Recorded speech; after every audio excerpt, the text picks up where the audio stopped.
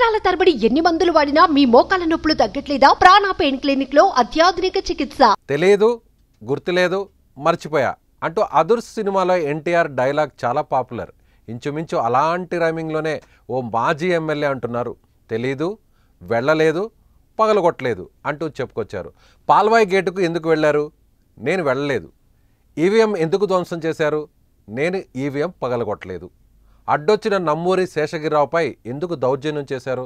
ఆయన ఎవరో నాకు తెలీదు అంటూ పోలీసుల విచారణలో పిన్నెల్లి రామకృష్ణారెడ్డి చెబుతున్నారట.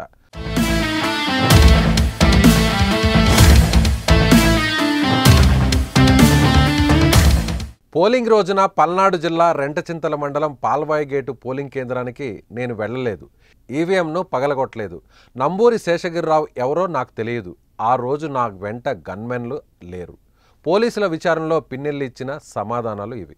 సార్వత్రిక ఎన్నికల సమయంలో పల్నాడు జిల్లా మాచర్ల నియోజకవర్గంలో పెద్ద ఎత్తున హింస చోటు చేసుకుంది. దీనిపై అటు భారత ఎన్నికల సంఘం, ఇటు కోర్టులు ఆగ్రహం వ్యక్తం చేశాయి. దాడులకు పాల్పడిన వారిని గుర్తించి పోలీసులు అరెస్టు చేశారు. అయితే మాచర్ల మాజీ ఎమ్మెల్యే పిన్నెల్లి రామకృష్ణారెడ్డిపై ఈవీఎం ధ్వంసంతో పాటు హత్యాయత్నం కేసులను పోలీసులు నమోదు చేశారు. 2 హత్యాయత్నం కేసుల్లో పిన్నెల్లికి మాచర్ల కోర్టు రిమాండ్ విధించడంతో నెల్లూరు జిల్లా సెంట్రల్ జైలుకు తరలించారు. పిన్నెల్లిని కస్టడీకి ఇవ్వాలంటూ పోలీసులు కోర్టును ఆశ్రయించగా 2 రోజుల పాటు కస్టడీకి కోర్టు అనుమతి ఇచ్చింది.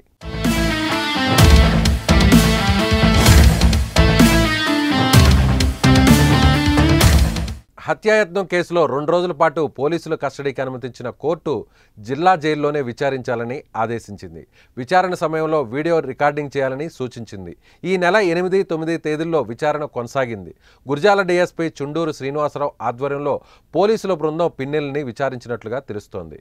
పోలింగ్ రోజున ఈవీఎంను పిన్నెల్లి ధ్వంసం చేసిన వీడియో బాగా వైరల్ అయింది. అయితే ఈవీఎం ధ్వంసం అసలు నేను చేయలేదు, అసలు అక్కడికి నేను వెళ్ళలేదు అంటూ పిన్నెల్లి సమాధానం ఇవ్వడం ఇప్పుడు చర్చనీయాంశంగా మారింది.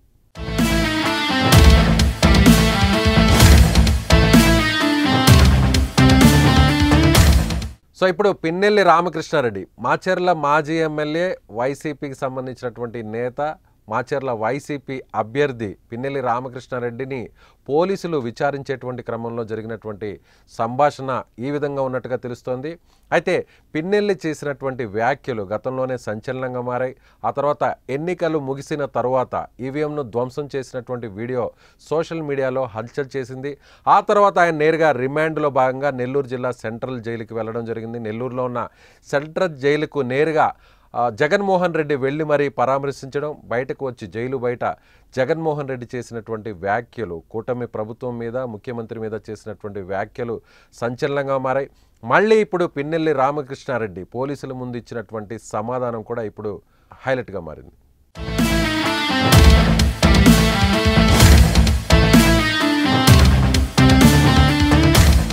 సుమన్ టీవీలో మీ పర్సనల్ అండ్ బిజినెస్ ప్రమోషన్స్ కోసం కింది నెంబర్కి కాంటాక్ట్ చేయండి.